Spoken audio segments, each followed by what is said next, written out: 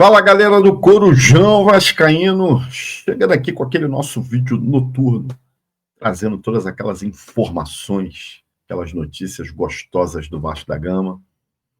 Estamos aí na véspera do jogo contra o Palmeiras, nessa quarta-feira às 19 horas lá em São Paulo. O Vasco que vem embalado aí por 2 vitórias contra o Bahia e contra o Cruzeiro. Será que a gente emplaca uma terceira vitória, mesmo jogando lá em São Paulo, onde a gente sempre tem muita dificuldade?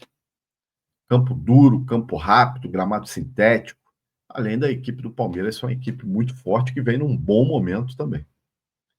O fato é que nós vamos ter que encarar essa batalha. Eu acho que se vier um empatezinho, um pontinho lá, está de muito bom tamanho. Eu coloquei uma notícia no X ontem, se você não segue a gente, @Corujão Vascaíno, a respeito do Puma. E dizendo que o Vasco já procurou os representantes do jogador por uma possível renovação de contrato. Lembrando que o contrato do Puma termina agora, no final do ano, inclusive já pode assinar um pré-contrato. Já houve uma primeira conversa e que o Vasco vai dar continuidade na tentativa de renovar com o Puma. O salário do Puma é um salário considerado alto, algo em torno de R$380 mil mês. É um jogador que, na bem dizer, começou a performar bem agora. Parece que o Diniz encontrou a real posição do Puma Rodrigues, que é a lateral esquerda. Para mim, hoje é o titular da posição. Mesmo com a volta do Piton, eu não tiraria o Puma do time. Ele que, inclusive, já atuou no Uruguai nessa posição, então não é nenhum mistério para ele. Com 2 cabeças de área jogando bem, no caso o Hugo Moura e o Barros, uma zaga mais capacitada.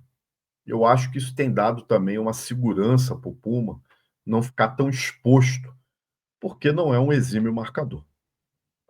Na parte de ataque, né, no último terço do campo, como os entendidos aí gostam de falar, Puma sempre vai muito bem, até pisando na área e fazendo o gol. Então, nós trouxemos essa informação aí, em primeira mão, dizendo que o Vasco já conversou com os representantes do Puma e vai dar continuidade na renovação de contrato dele. Eu acho que tem tudo para dar certo. É um jogador que eu não dispensaria e continuaria realmente tentando essa renovação aí. Eu trouxe uma outra curiosidade no X também, falando aí do Lucas Freitas, que muita gente não sabe que ele tem um irmão gêmeo, chamado Luan Freitas, que inclusive joga no Juventude, jogou agora contra o Atlético Mineiro, que empatou em casa o Atlético Mineiro, 0-0 contra o Juventude. O Rony perdeu num caminhão de gol. E o Luan Freitas atuou nesse jogo, é zagueiro também, né? Mesmo nível do Lucas Freitas, tá? Nada de excepcional, né? Nada de excepcional. É ruim igual, tá? Enfim.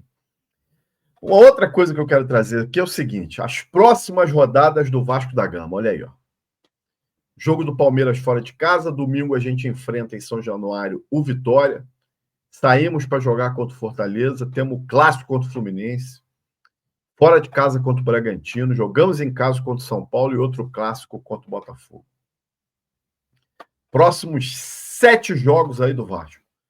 Quantos pontos vocês acham que o Vasco vai fazer nesses 7 jogos? Lembrando que antes dessa sequência aí, contra Flamengo, Bahia, Cruzeiro e terminando agora contra o Palmeiras, tinha muita gente que dizia que a gente faria 0 ponto. Eu falei aqui no canal que eu acho que se fizesse 8 pontos, para mim estava de bom tamanho. Se conseguir um empate contra o Corinthians, contra o Palmeiras, nós cravamos exatamente os 8 pontos. Nessa sequência aí, vou tirar o jogo do Palmeiras, tá? Vou considerar de Vitória em diante. Eu acho que a gente ganha do Vitória. Eu acho que a gente ganha do Fortaleza. Eu acho que a gente pode ganhar do Fluminense, pode ganhar do Bragantino, pode ganhar do São Paulo e pode empatar com o Botafogo. Tá? Então, nessa sequência, a gente faria 6, 12, 15, 16 pontos. Imagina se eu cravar isso aí.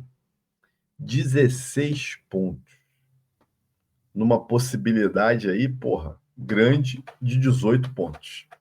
entre 18 cravar 16 pontos, aí é brigar por Libertadores.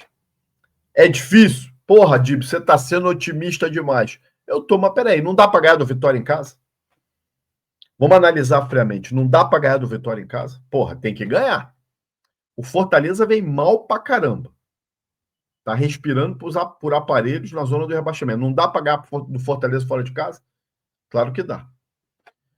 Fluminense, começando um trabalho com o Zubeldia. Clássico. Tá, vamos jogar um empate, então, contra o Fluminense, tá? Vamos jogar, apesar que eu acho que dá para ganhar, né? Já estou falando aí em 7 pontos. Contra o Bragantino, fora de casa. Para mim, vitória totalmente possível. Eu vi o jogo Bragantino e Santos. O Bragantino não anda jogando nada. O Santos está outra draga. O empate foi o resultado justo. Foi 2-2 esse jogo. Ganhando do Bragantino, nós vamos a 10 pontos. O São Paulo perdeu para o Ceará em casa, gente. É outro que não está se encontrando aí sob o comando do Crespo, né? Vamos a 13 pontos. E o Botafogo é clássico, fora de casa, botar um pontinho. 14 pontos em 18 disputados. Mesmo assim, é um ótimo número. Se fizer isso, briga pela Libertadores, né? Aí teve gente que veio me cornetar aí quando eu falei que o Vasco faria uma boa sequência nesses 4 jogos aí contra Flamengo, Cruzeiro, né, Bahia e Palmeiras. Agora vou me cornetar igual. No final dessas 7 rodadas aí, a gente volta a conversar. Bom, eu coloquei hoje na capa do nosso vídeo aí o Cuesta, que está fora do jogo. Mas além do Cuesta, a gente tem fora do jogo também o Matheus França. Além de perder o Barros, pelo terceiro cartão amarelo que tomou, o França sentiu, parece que teve uma torção de tornozelo durante um treino. Uma pena que vinha numa sequência boa também, entrando em praticamente todos os jogos, começando a evoluir, né? E o Cuesta que está com problema aí, né? Sentiu no último jogo contra o Cruzeiro, um problema no adutor. Dizem que é um problema leve. E eu divulguei em primeira mão lá no X ontem, o primeiro a falar que o Cuesta estava fora do jogo contra o Palmeiras. Depois, vários canais repercutiram no dia de hoje, dando a informação que eu dei ontem. Então, a gente tem o Cuesta fora, o Barros fora e o Matheus França. Agora, para mim, o Cuesta vai fazer muita falta. Porque é um cara que arrumou a defesa do Vasco. A zaga do Vasco. Com pouquíssimos jogos disputados, a gente já percebe que é um zagueiro de qualidade. E fez uma dupla perfeita com o Robert Renan. Um pouco mais baixo, um pouco mais alto, um pouco mais técnico. Para mim, o Robert Renan um pouco mais técnico até que o Cuesta. Mas o Cuesta tem é zagueiro, sabe? Tem pinta de zagueiro. Não é tão alto, mas tem um posicionamento muito bom. Sabe sair jogando, jogador que joga com a cabeça erguida, né? Bom porte físico, não perde bola na parte física, né? Então fará, para mim, uma grande falta, junto com o Barros também. O Barros que tomou conta da posição ali, como segundo volante, e inclusive fez o Hugo Moura jogar mais também. Eu acho, na minha opinião, e aí não é uma informação, é uma opinião, tem muita gente dizendo aí que, para o lugar do Cuesta, o Diniz iria de Lucas Oliveira. Eu não iria. O meu time seria esse aí. Jardim, PH, Freitas e Robert Renan. Ah, mas o Freitas vai jogar torto. Porra, cara. Sinceramente, eu acho que pouco faz diferença isso. Pumita na lateral esquerdo, Hugo Moura e Tietê que também está retornando de contusão, mas não tem outro para pôr. Né? Eu não colocaria o Cocão, não tem outro. Ele está levando o Euder, o garoto da base, mas acho que é prematuro botar o garoto nessa partida. Né? A outra opção que o Diniz tem feito durante os jogos é recuar o Nuno Moreira para segundo volante, mas aí ele mexe em 2 posições. Né? Além do Nuno não ser especialista na posição, está quebrando um galho, às vezes, em alguns jogos. Vai mexer no ataque. O Coutinho, comando de ataque, Ryan, Nuno e Verratti. Não tem muito o que mexer. Eu não iria de Lucas Oliveira no lugar do Cuesta. Com toda a sinceridade. Tá? Eu jogaria com Lucas Freitas e jogaria com o Robert Renan. E aí escolhe, se quer botar o Robert Renan para a direita, o Lucas Freitas para a esquerda, aí é quem treinou melhor em cada posição. E o Tietê, mesmo voltando de contusão, eu acho que é a melhor opção para segundo volante e bota ele para jogar o tempo que der. Depois que não der mais, aí ele faz o Diniz, inventa lá o que ele quer fazer. Improvisar o Nuno como segundo volante, botar o glorioso Cocão.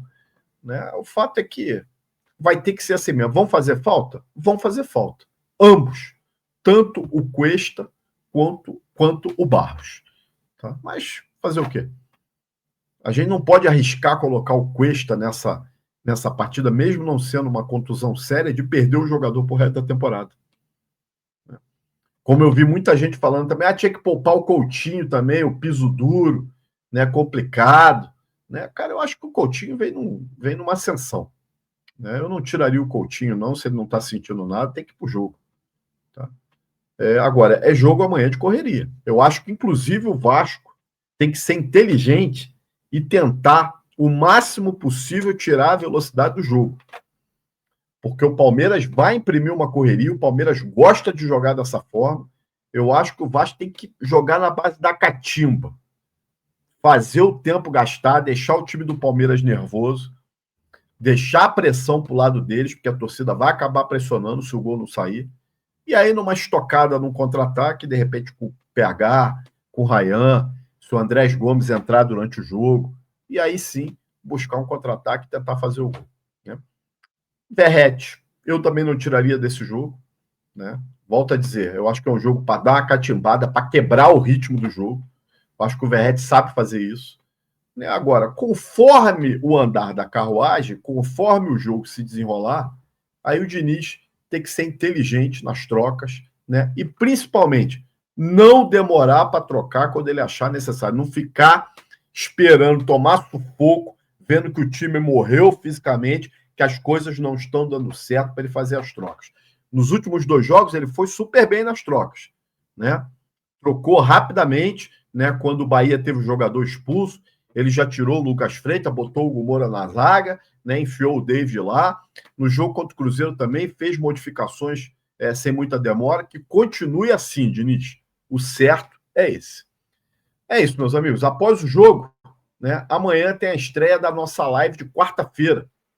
A partir dessa quarta-feira, às 22h30, nós também teremos lives.